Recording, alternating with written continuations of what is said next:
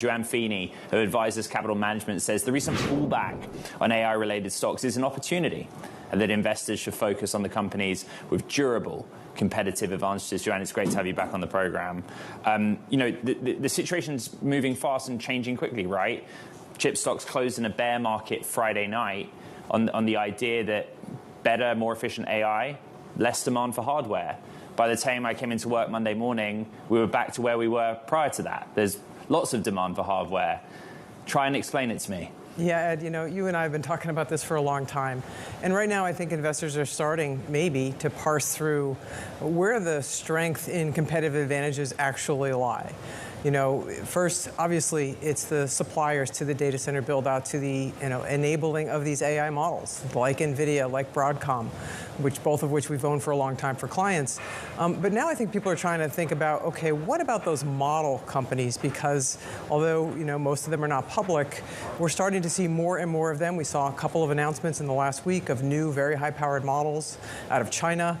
We're seeing the price of the implementation, right, of AI in terms of the token costs falling. And it just seems like there's, a concern that the model makers are going to struggle to be able to continue to differentiate what they're offering. And that suggests profit margins there are going to be challenged and that you'd better look elsewhere. And that's why we like the chip suppliers still and the data centers because they have other things that they're offering besides just running these models. The security, the stability, the reliability, the data handling, all of that gives them, we think, a more durable moat, and that would sustain their profit margins. One interpretation post Kimi K3 release was it's a 2.8 trillion parameter model that's priced $3 per million tokens on the input side, $15 per million on the output side. And that would basically be an indication that the Chinese AI companies feel good about where they're pricing it. They see demand. And when we enter the inference phase, there'll be even more demand for NVIDIA-based or GPU-based platforms. Is that an argument that tracks for you? Yeah, so I think this competition story among the models is going to take some time to play out. I think you'll see that gap shrinking over time as more and more models come out with better and better capabilities. But the demand will rise, yes, because of lowering costs on the inference side, and that only then spurs more demand for more data centers, for more NVIDIA chips, more Broadcom design chips, et cetera. So you just have to think about where the profit margins are going to be maintained and where they're going to start to shrink over time. Is it healthy to sort of go from a situation where you enter a bear market and there have been big swings in the stocks, and I'll remind the audience of your many years covering the semiconductor industry. But it's amazing how quickly things return to normal, so to speak. I think one of the areas to really be a little bit worried about is the memory space. And I think they're so-called priced cheaply, like Micron at whatever it is, 6 times future earnings. I'll bring it up. There's a reason for that. And the reason is that those profits, those sales numbers have in large part been driven higher by massive price increases, hundreds of %. That's not going to be sustainable for forever. And at some point, we're going to get more supply. And even with some of the innovations we're seeing in high bandwidth memory, we're going to see those prices come down as more supply comes on. Why? Because you have 3 players at the leading edge, you have some at the trailing edge. They're all building more capacity. And this is how the memory world works. Some people are saying, oh, this is different. We're no longer in a cyclical industry. I just disagree. The game theory behind when these guys add capacity and how much they add has always pointed to them collectively adding too much capacity. It's in their interest to build more capacity than their current market share justifies because they want to gain market share. And so we're going to see those prices come down at some point, and we always see the prices of the stocks come down well ahead of that. So I think that's a particularly dangerous area. I don't know for how long this current positive momentum is going to last, but I also don't think it's a problem, Ed, that we saw a little bit of a pullback. Investors probably had become overly concentrated. We are pretty active in making sure our investors, our clients, are not overweight, any one name. And so you see some diversification, which is simply smart. And it does lead to these kinds of periods of pullbacks and volatility. Every day you want to be able to answer the question, why? Why is something happening? We're showing Micron's up almost 11%, which is only its biggest gain in about 3 weeks. But you're right, it trades at 6.5 times forward 12-month earnings. Why? What is going on in the here and now? Well, it's hard to know. I mean, look, stock prices are noisy, right? I spent a lot of time, studying asset pricing when I was an economist, and we learned looking at the data back then that you don't look at any one day, you don't even look at a week, you don't look at a month. You've got to look at the long term. And what we've been focused on is how are earnings driving the fundamental valuation of a company? What kind of cash flow can they generate over time? And so these periods where you have these big, run-ups and run-back downs are just noise. And so we really focus on long-term investing for our clients and looking at the fundamentals. Ultimately, that is what supports a company's valuation. And so for Micron, there is a period ahead of them where they're going to continue to have really strong pricing, where they're going to continue to have strong profit growth. It's just that you don't know when we're going to get the news that, oh, this is how much new capacity is coming online from all three of these guys. And so therefore, this is how much prices are going to fall. It's not that their earnings stop growing. It's that their earnings growth actually at some point probably turns negative, because if you get a collapse in prices, then you have a period of negative growth. And that's happened in Micron's history in the past. And so that's why it is trading where it is. And it also is why I think it's a little bit of a risky place to go. All right, so let's talk about the setup going into these results. There's been this big debate over AI spending, and are they spending too much, these big tech names? Big tech front and center this week. We've got Alphabet, Google coming to the table tomorrow. Tesla's also set to report as well. People call it the Lag 7 this year. What's your take? It's amazing. The Mag 7, of course, has led since 2022. It's been the driver of market growth, and the opposite has been the case this year. Of course, being led by the memory names and the broad earnings in the market. And so I actually do believe there's an opportunity here if they can kind of find this middle path and explain to the market that they are going to get and are getting the ROI on all this spend. Google said to report, I want to see them specifically show 60% year-over-year growth, holding that number or higher. 22 billion in the AI and cloud business is what I'm expecting. If they can beat that, I think that that's a good sign for the markets. Otherwise, I'm worried they're going to be kind of pointing too much towards some of these balance sheet gains. Of course, they have a stake in SpaceX, but ultimately that's not operational ROI on AI. That's just going to be a little bit of fluff, and I hope that they don't have to just point to that.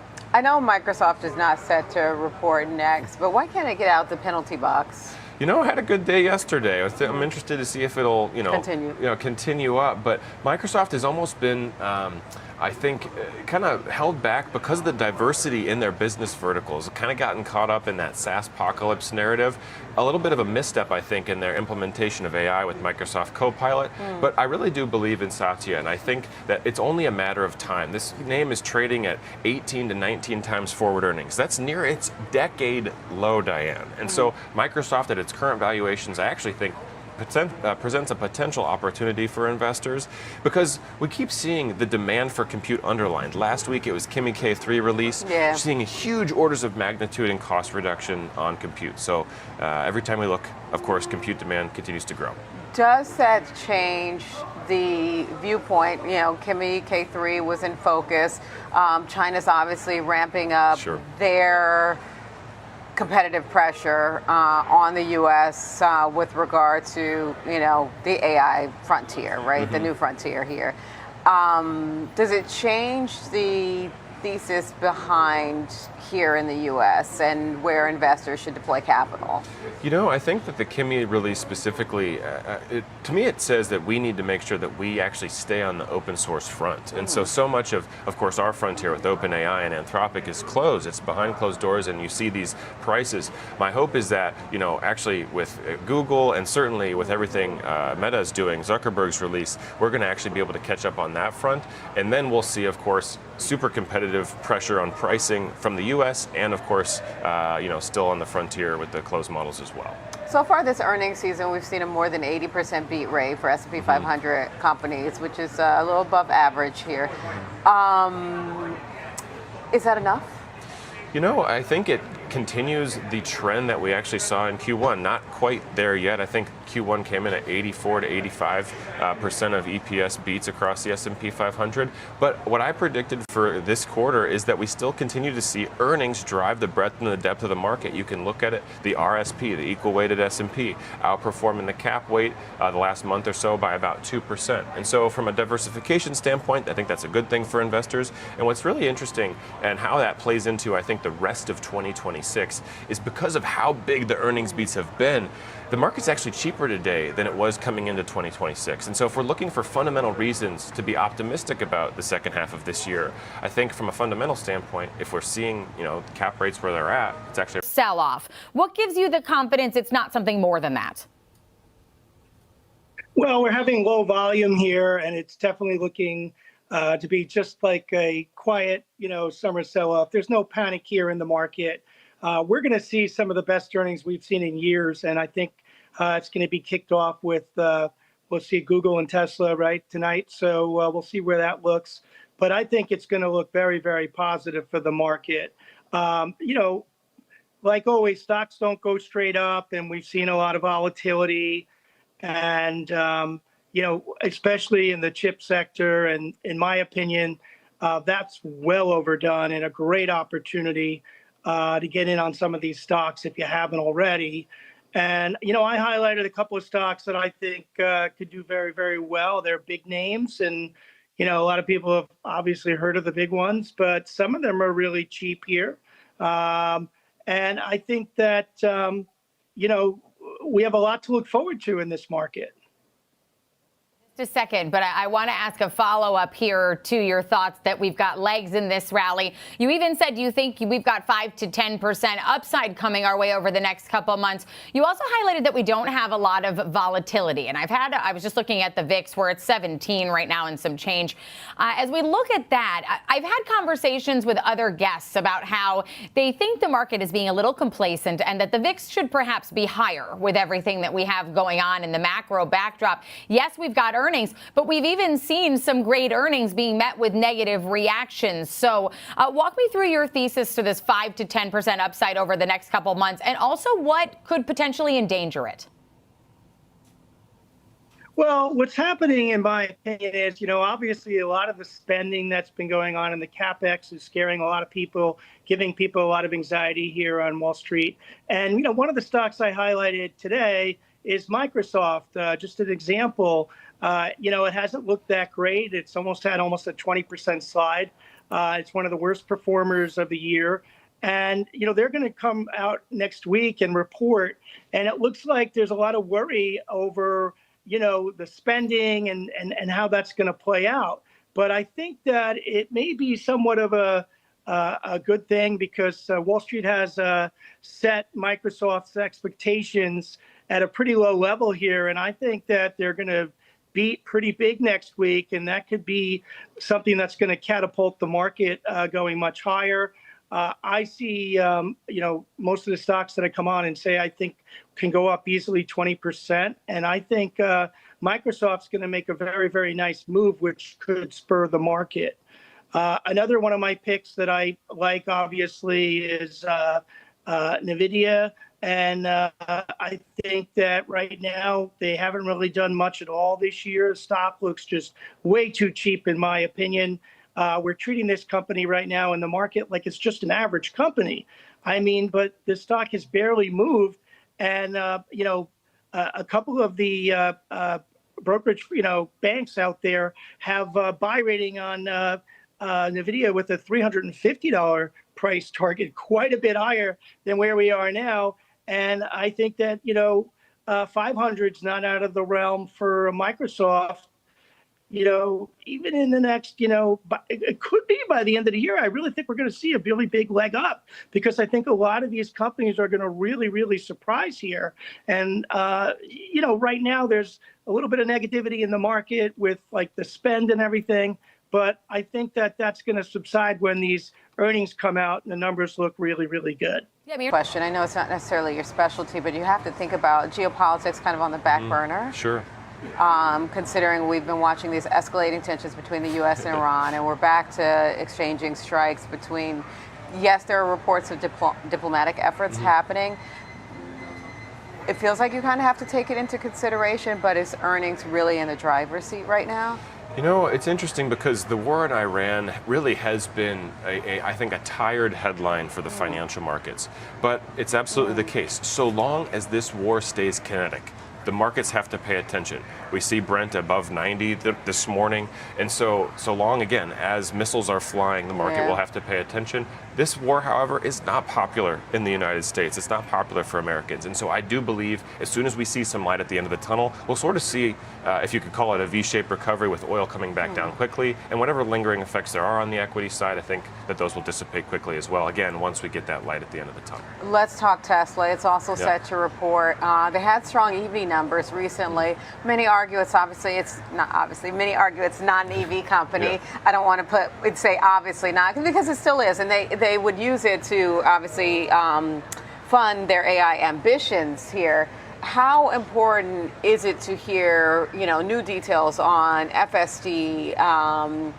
And what are you looking for? What are the metrics that matter the most when Tesla reports? Yeah, to your point, 480,000 vehicle deliveries, a really nice year-over-year number. But that is not what, Tesla makes its money on in terms of its valuation. It's really tied to robotics. I think it's really this whole Optimus build out, but they're not seeing revenue from that yet. I think it's a lot of promises. To your point, I really want to see where the robotaxi business is. I want to see where FSD is at and the revenue that they're continuing to get an increase on those specific business verticals. That's where Tesla's future is. That's what it seems like betting the company on. And so those, I think, the stories, the narrative seems like always drives this company's valuation. And so what progress are we seeing in those areas? Would you take a robotaxi? I would take a robo-taxi. I feel like actually, whenever you look on social media now, you see all the people taking their Waymo little social media posts and things like that. I have not been in a robo-taxi yet, but I actually would give it a try. I haven't been in one yet either. Once upon a time, I would say I would never. But with distracted drivers, it's something I would consider now. All right, let's go back to the big spending debate. One of the things that you point out, and the question that people ask is, are these big tech, the hyperscalers, spending too much on AI, or is it worth it? What's your view? I think that, of course, when you've eaten up all of your free cash flow, when you've been historically printing money, these big mega cap companies, whether it's Google, whether it's Meta and others, are they getting out over their skis? I think that the market's afraid of it because we see companies like Google saying, we're going to go sell equity into the markets. So they're not only spending all their free cash flow, but they're actually going to raise equity or raise cash further.